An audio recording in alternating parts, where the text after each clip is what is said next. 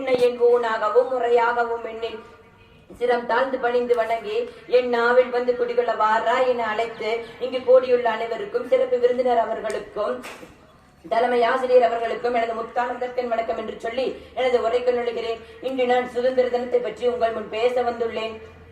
இங்கு கூடியுள்ள அனைவருக்கும் இனிய சுதந்திர தின நல்வாழ்த்துக்கள்.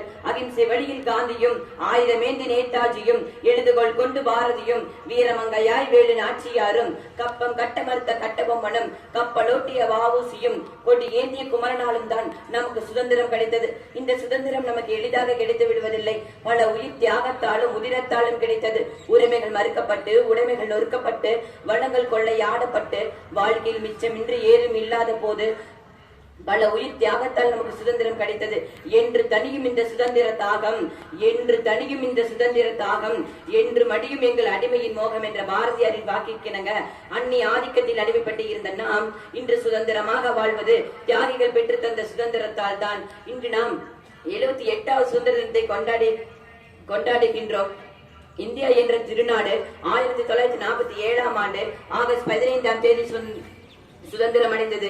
இந்திய சுதந்திர போராட்டத்தில் ஜவஹர்லால் நேரு, மகாத்மா, வஉசி, பாரதியார், வீரமங்கை வேலு நாச்சியார் என்று பலர் முக்கிய பங்காற்றியுள்ளனர். அறவழி போராட்டத்திற்கு பின்பு ஆங்கிலேயர்கள் நம் நாட்டிற்கு சுதந்திரம் தர முன் வந்தனர். அதன்படி 1947ஆம் ஆண்டு ஆகஸ்ட் 15ஆம் தேதி சுதந்திரம் கிடைத்தது.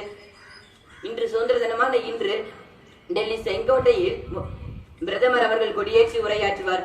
அப்போது முப்படைகளின் அணிவகுப்பும் சாகச நிகழ்ச்சிகளும் நடைபெறும். சென்னையில் தமிழ்நாடு முதலமைச்சர் அவர்கள் ஜார்ஜ் கோட்டையில் உரையாற்றி கொடியேற்றுவார். ஒன்றுபட்டால் உண்டு வாழ்வு என்று கூறி இத்துடன் என் உரையை நிறைவு செய்கிறேன். நன்றி, வணக்கம்.